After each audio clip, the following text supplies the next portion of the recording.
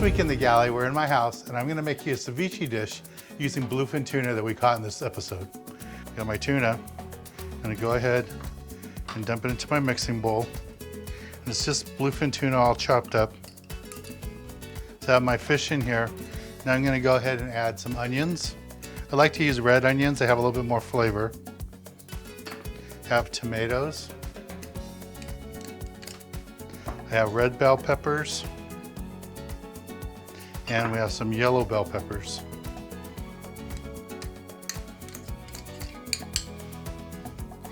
Gives a lot of nice color to it. And to give it a little bit of a bite, some serrano chilies.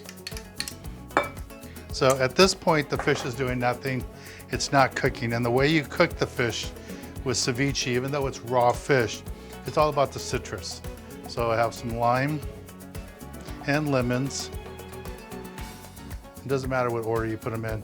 Lemons first, limes first.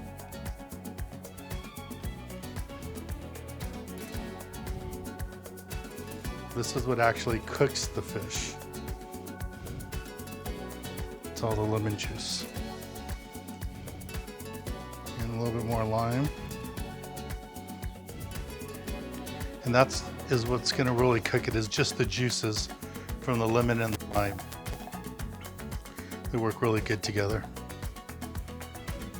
And you can see this fish is already changing colors. It's no longer that bright red color that was when I first put it in here. You can just see how it's all changing colors now. That's telling you that it's cooking. So now that this is all cooking in the juices, I want to take some salt and sprinkle it on top. When you add salt when you're cooking, don't use the salt that you know, the little table salt.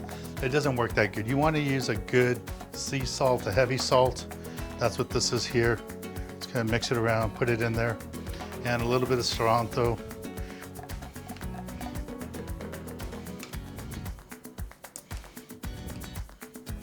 This is looking really good. So this is all there is to it. It's really simple to do. You can do this on your boat. You can do this at home like I'm doing today. And it's not only is it great to do with tuna like I'm doing right now, but rockfish, anything like that, halibut, makes a nice ceviche too. But if you have extra bluefin tuna like the fish we're catching today, this is a great dish to do with it, especially on a hot day like today. Now at this point, what I would normally do is put this in the refrigerator for a couple of hours, let it chill down really good, let all those juices cook into the fish, and that would finish it off, and then a little bit more salt. Let's try it.